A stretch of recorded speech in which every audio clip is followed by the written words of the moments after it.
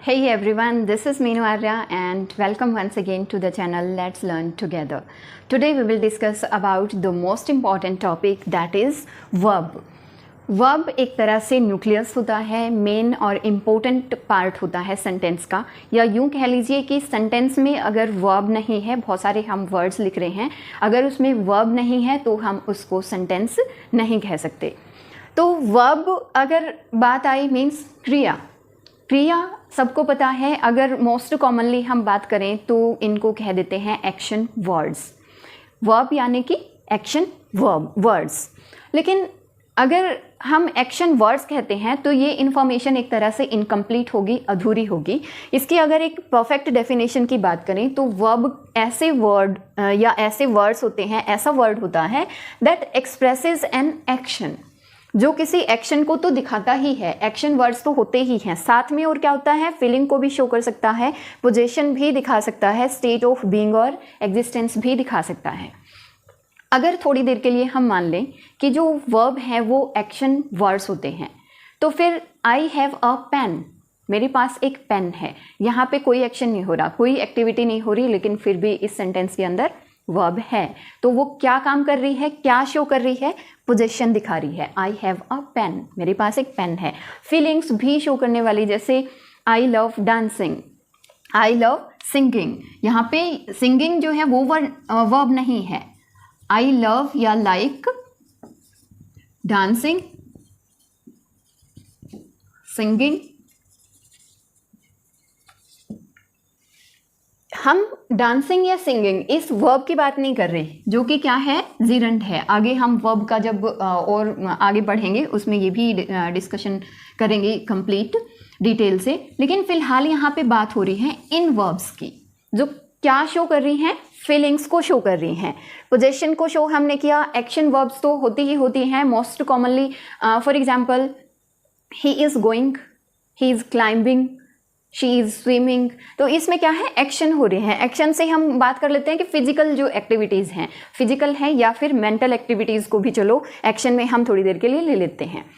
Next बात आती है स्टेट ऑफ बीइंग और एग्जिस्टेंस की। कुछ ऐसे वर्ड्स या ऐसे सेंटेंसेज होते हैं जिसमें एक्शन भी शो नहीं किया हुआ होता, फीलिंग्स भी शो नहीं होती, पोजीशन भी नहीं होता, लेकिन क्या होती है, state of being. Delhi is the capital of India, या फिर द चाइल्ड इज़ स्लीपिंग। यहाँ पे कोई एक्शन नहीं हो रहा, बल्कि क्या दिखा रखा है, स्टेट ऑफ बीइंग शो की हुई है। तो फिर कहने का मतलब ये है कि अगर वर्ब के हम एक परफेक्ट डेफिनेशन की बात करें तो एक ऐसा वर्ड ये होता है जो एक्सप्रेस करता है किसको, किसी एक्शन को, फीलिंग को शो करता है, या पोजीशन को दिखाता है, या फिर स्टेट ऑफ बीइंग और एग्जिस्टेंस को शो करता है। अब कैटेगराइज्ड अगर हम इसको करें, टाइप्स अगर देखें कितने टाइप्स की होती है, तो एक ब्रॉड क्लासिफिकेशन के हिसाब से हम कह सकते हैं कि फर्स्ट जो है वो क्या होती हैं, प्रिंसिपल वर्ब। प्रिंसिपल वर्ब या कह लो मेन और लेक्सिकल वर्ब। उससे पहले हम ये डिस्कस कर लेते हैं कि जैसे हमने नाउन को कैटेगराइज किया था कि नाउन कितने टाइप्स के होते हैं, फिर वहाँ पे हम जाने से पहले कि प्रॉपर कॉमन ये सब होते हैं, उससे पहले हम ये सोचते हैं कि किस टाइप से देख रहे हैं। 5 टाइप्स के वो हो गए, फिर हमने जेंडर के हिसाब से बात की तो 3 टाइप्स के हो गए, फिर नंबर के हिसाब से बात की तो सिंगुलर और प्लूरल 2 टाइप के हो गए। इसी टाइप से जो वर्ब्स हैं उनके बहुत सारे वेरिएशंस हो सकते हैं। सारी वर्ब्स को मैं यहाँ पे शो नहीं कर रही, वैसे तो अगर कैटेगराइज किया जाए मेन और प्रिंसिपल वर्ब्स को, हम बहुत टाइप के वर्ब्स जो हैं वो शो कर सकते हैं। फॉर एग्जाम्पल, लिंकिंग और कॉपुलर वर्ब्स, डायनेमिक और स्टैटिक वर्ब्स, या फिर कह लो ट्रांजिटिव और इनट्रांजिटिव वर्ब हो गई अपनी। फिर नेक्स्ट फाइनाइट और नॉन फाइनाइट वर्ब हो गई। इस टाइप से हम बहुत टाइप के वर्ब्स शो कर सकते हैं। लेकिन ये सारा नोट ना करके मैं सिर्फ हम ये करेंगे कि स्टेप बाय स्टेप इनकी स्टडी करेंगे। एक ब्रॉड क्लासिफिकेशन के हिसाब से देखें तो हमने 2 टाइप से इनको कैटेगराइज कर दिया। फर्स्ट हो गया अपना प्रिंसिपल वर्ब, या फिर इनको हम कह सकते हैं मेन और लेक्सिकल वर्ब। नेक्स्ट अगर बात करें तो हो गई ऑक्सिलरी वर्ब। मेन वर्ब में आगे फिर ट्रांजिटिव और इनट्रांजिटिव, जो इसी वीडियो के नेक्स्ट उसमें लास्ट में हम पूरा डिस्कशन करने वाले हैं जिसके बारे में।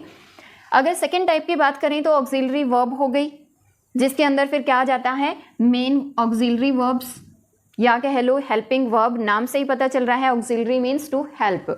तो हेल्पिंग वर्ब कह देते हैं। और हेल्पिंग वर्ब में भी आगे फिर ये आ जाती हैं बी, हैव और डू, आगे इनकी फॉर्म फिर आ जाती हैं। जैसे बी की फॉर्म क्या निकलती है आगे, is, am, are, was, were. Have की आगे निकलेगी हैव, हैज़ और हैड। और डू की हो जाएगी डू, डज, डिड, इस टाइप से ये हो जाएंगे। सेकेंड अगर वेरिएशन की बात करें तो ये है अपना मॉडल ऑक्सिलरीज, जैसे can, could, may, might, shall, should. ये आगे बढ़ने से पहले हम ये डिस्कशन कर लेते हैं कि जो सेंटेंस है उसको सेंटेंस कहलाने के लिए या एक परफेक्ट सेंटेंस बनाने के लिए वर्ब मोस्ट इम्पोर्टेंट होती है, जैसा कि हम डिस्कस कर चुके। और सेकेंड अगर बात कहें तो अकेली वर्ब ही ऐसी होती है जो कि चेंज होती है किसी भी सेंटेंस में। For example, Mohan invites me in the party. तो इस सेंटेंस के अंदर जितने भी पार्ट्स ऑफ स्पीच यूज हुए हैं वर्ब को छोड़ के, वो क्या है, कभी भी चेंज नहीं होते। अकेली वर्ब ही ऐसी है जो कि टाइम और टेंस को शो करने के लिए सेंटेंस के क्या करेगी, चेंज होती रहती है। फॉर एग्जाम्पल, यहाँ पे जैसे दे रखा है मोहन, जो कि नाउन है, चेंज नहीं होगा अगर हम इसको इनवाइटेड कर देते हैं, विल इनवाइट करते हैं या इज़ इनवाइटिंग करते हैं, मीन्स किसी भी कोई भी फॉर्म इसके आगे निकालते हैं तो इनवाइट्स चेंज होगी, वर्ब है। मी इसका ऑब्जेक्ट हो गया जो कि क्या है, एक प्रोनाउन है। इन द पार्टी क्या हो गया नेक्स्ट, फिर आगे एडवर्ब हो गई।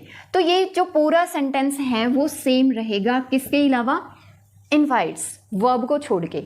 और अकेली वर्ब ही ऐसी है जो कि सेंटेंस के टाइम और टेंस के हिसाब से चेंज होगी और क्या शो करेगी कि जो ये काम है, पूरा जो सेंटेंस है वो क्या शो कर रहा है, वो इस टाइम एट प्रेजेंट काम हो रहा है, पास्ट में हो चुका है या फिर फ्यूचर में होने वाला है। कहने का मतलब ये, किसी भी सेंटेंस को सेंटेंस हम तभी कहेंगे जब उसमें वर्ब होगी। वर्ब मोस्ट इंपॉर्टेंट पार्ट है किसी भी सेंटेंस का। नेक्स्ट हम बात करें तो वो वर्ब कैसी होगी, फाइनाइट वर्ब होगी। आगे डिटेल से करेंगे फाइनाइट और नॉन फाइनाइट वर्ब्स को भी। तो किसी भी सेंटेंस के लिए एक सब्जेक्ट और फाइनाइट वर्ब का होना जरूरी है। फॉर एग्जाम्पल, अगर हम कहें विंड ब्लोज, तो यहाँ पे सिर्फ क्या है, एक सब्जेक्ट है अपना और नेक्स्ट क्या है, वर्ब है। तो सिर्फ दो ही चीज़ों से अपना सेंटेंस जो है यहाँ पे कंप्लीट हो जाता है। इसी से अगर आगे फिर हम देखें तो जो मेन वर्ब्स हैं,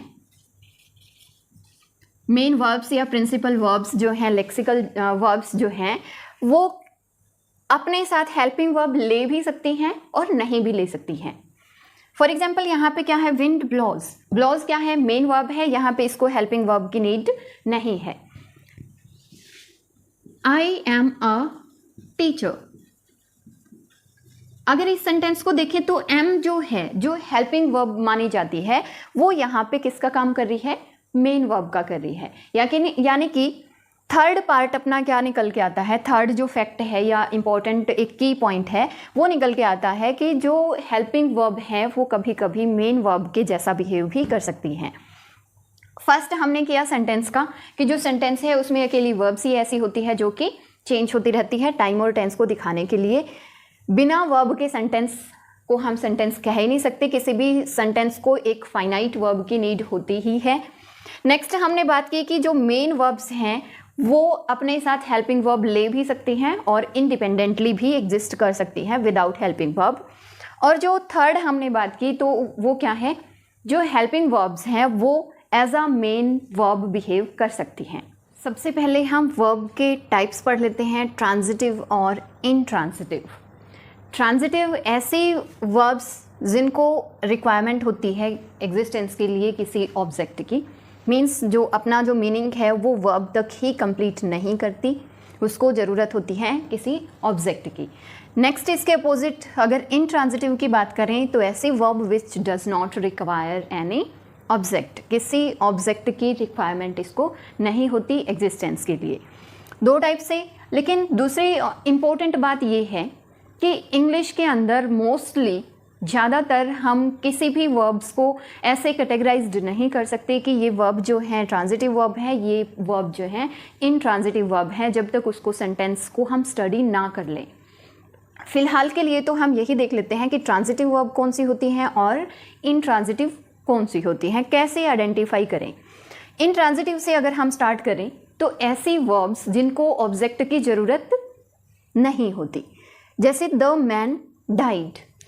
यहाँ पे क्या है, द मैन क्या है, सब्जेक्ट हो गया, और डाइड क्या है, वर्ब हो गई। तो दोनों अगर लिखने से ही हमारा जो सेंटेंस है वो कंप्लीट सेंस दे रहा है, द मैन डाइड। अब आगे क्यों, वाई, वेयर, इन सारी चीज़ों का अगर हम क्वेश्चन कर रहे हैं तो वो फिर इसका जो है डाइड यानी कि वर्ब का ऑब्जेक्ट नहीं होगा। इसको एक तरह से यहीं पे हम कंप्लीट सेंस का सेंटेंस मान सकते हैं कि द मैन डाइड।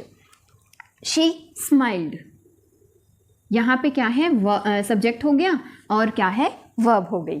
तो ये जो सेंटेंस है यहाँ तक एक कंप्लीट सेंस दे रहा है। लेकिन अगर हम क्वेश्चन करने लग जाएं कि अगर ये दे रखा हो शी स्माइल्ड एट मी, ये भी लिखा हुआ मिलता है और फिर ये क्या है, ऑब्जेक्ट हो गया। अब अगर देखा जाए तो मी जो है वो ऑब्जेक्ट है, लेकिन यहाँ पे मी ऑब्जेक्ट किसका है, प्रेपोजिशन का है, ना कि वर्ब का। विंड ब्लोज, आगे और डिटेल से देखेंगे। विंड ब्लोज, विंड सब्जेक्ट हो गया, ब्लोज बहना क्या हो गया, वर्ब हो गई। अब यहीं पे इसकी सेंस जो है वो कंप्लीट मानी जाती है। आगे किसी चीज़ की एक्स्ट्रा डिस्क्रिप्शन को छोड़ के इसके जो ऑब्जेक्ट की है हमें ज़रूरत नहीं है। द सन राइजेस और शाइन्स, द सन राइजेस, सूर्य उगता है, यहाँ तक क्या है, इसकी कंप्लीट सेंस मानी जाएगी। अब इन द ईस्ट, जैसे ये सेंटेंस होता है मोस्ट कॉमनली लिखा हुआ इन द ईस्ट, तो वही बात फिर आ जाती है, जो इन द ईस्ट है वो ये ऑब्जेक्ट है डेफिनेटली, लेकिन ये किसका ऑब्जेक्ट नहीं है, वर्ब का ऑब्जेक्ट नहीं है, बल्कि प्रेपोजिशन का ऑब्जेक्ट है। The sun rises in the east. अगर एक प्रिसाइज वे में हम इसके लें तो कैसे आइडेंटिफाई कर सकते हैं, व्हाट और whom से क्वेश्चन करके। हम अगर व्हाट और whom क्वेश्चन करेंगे वर्ब से, अगर उसका आंसर हमें मिल रहा है तो फिर वो क्या है, वर्ब जो है वो ट्रांजिटिव है, मीन्स उसको ऑब्जेक्ट की ज़रूरत है।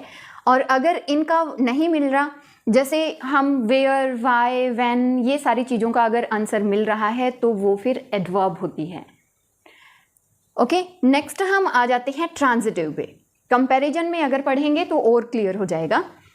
ट्रांजिटिव ऐसे वर्ब्स जिसको रिक्वायरमेंट होती है ऑब्जेक्ट की, यानी कि बिना ऑब्जेक्ट के उसका जो सेंस है वो कंप्लीट नहीं होती सेंटेंस की। For example the man killed. अब यहाँ पे क्वेश्चन आता है कि किसको, मीन्स द मैन किल्ड, कि उस आदमी ने मार दिया। अब किसको मार दिया, यहाँ पे इसको अपनी सेंस कंप्लीट करने के लिए किसकी ज़रूरत है, ऑब्जेक्ट की। अगर यहाँ पे हम लिख दें the man killed a snake, तो फिर ये क्या हो गया, इसका ऑब्जेक्ट हो गया। और ये ऑब्जेक्ट किसका हुआ फिर, वर्ब का। वर्ब को अपने एग्जिस्टेंस के लिए या फिर कह लो सेंटेंस की सेंस कंप्लीट करने के लिए किसकी ज़रूरत होती है इसमें, ऑब्जेक्ट की। He saw the mirror. अब अगर सेंटेंस हम ऐसे भी लिख देते हैं कई बार, he saw in the mirror आ जाए फॉर एग्जाम्पल, तो यहाँ पे सेम वैसे ही क्या होगा, इन का ऑब्जेक्ट हो जाएगा द मिरर। किससे, अगर वर्ब से क्वेश्चन पूछे तो द मिरर इसका जो है आंसर नहीं होगा। ही सो, कि क्या देखा। अगर हिंदी में इसकी एक बार सेंस बना के देख लेते हैं, हिंदी बना के देख लेते हैं। ही सो, कि उसने देखा, क्या देखा, इन द मिरर, मिरर में देखा, लेकिन क्या देखा। यहाँ पे स्टिल वो क्वेश्चन अभी भी क्या है, पेंडिंग है। अगर यहाँ पे जस्ट हम इन लगा रहे हैं तो वो इसका ऑब्जेक्ट हो गया। अगर इन को ओमिट करके हम देख रहे हैं, ही सो द मिरर, उसने शीशा देखा। अब ये जो ऑब्जेक्ट है वो किसका हो जाएगा, वर्ब का हो जाएगा। मीन्स प्रेपोजिशन जो है वो ऑब्जेक्ट लेती होती है। बहुत सारे सेंटेंसेस में हमें प्रेपोजिशन के बाद क्या मिलेगा, ऑब्जेक्ट मिलेगा। तो वो ऑब्जेक्ट जो है वो वर्ब का नहीं होता, बल्कि किसका होता है, प्रेपोजिशन का होता है। और वर्ब को हम डिफाइन कर रहे हैं कि ऐसी वर्ब जो ऑब्जेक्ट लेती हैं, ऑब्जेक्ट के बिना अपने सेंटेंस की सेंस को कंप्लीट नहीं कर पाती हैं, तो वो क्या हो गई, हमारी ट्रांजिटिव वर्ब हो गई। और जिनको ऑब्जेक्ट की ज़रूरत नहीं होती है, वैसे ही एग्जिस्ट कर सकती हैं, तो वो हो गई अपने इनट्रांजिटिव वर्ब। आगे देख लेते हैं और डिटेल से। India defeated. अब इंडिया डिफीटेड, इंडिया ने हरा दिया। यहाँ पे एक क्वेश्चन आया, होम, किसको हराया। अगर हम लिखें इन चाइना, कि चाइना में हरा दिया, और कहाँ पे, किसी जैसे जगह का नाम हमने लिख दिया या फिर डेट लिख दी ऑन 26 जनवरी, कि 26 जनवरी को हरा दिया एट ये उसका ग्राउंड का नाम था, यहाँ पे हरा दिया। लेकिन स्टिल हम यहाँ पे अगर इसको ऑब्जेक्ट दिए जा रहे हैं, फिर भी जो है जो वर्ब की ऑब्जेक्ट की नीड है वो कंप्लीट नहीं हो रही। जैसे इंडिया डिफीटेड, किसको, चाइना में हरा दिया, 26 जनवरी को हरा दिया, अभी भी किसको हराया ये पता नहीं चल रहा, या फिर इंडिया ने हरा दिया चाइना में 26 को और इस ग्राउंड पे हरा दिया, या इतने रन से हरा दिया बाई 10 रन्स, 20 रन्स। यहाँ पे फिर भी हम जो इसका ऑब्जेक्ट है उसकी हमें ज़रूरत रहेगी।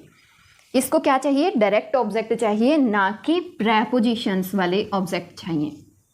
ये सारे ऑब्जेक्ट किसके हैं, प्रेपोजिशंस के हैं।